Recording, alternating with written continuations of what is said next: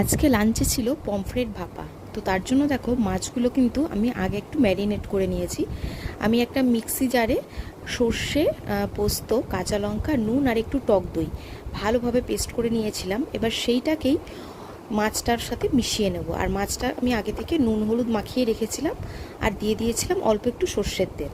সব মশলা দিয়ে ভালোভাবে দেখো মাছটাকে মাখিয়ে আমি রেখে দেবো, প্রায় 15 মিনিট মতো রেখে দেবো, যাতে মশলাগুলো খুব ভালোভাবে মাছের মধ্যে ঢুকে যায়।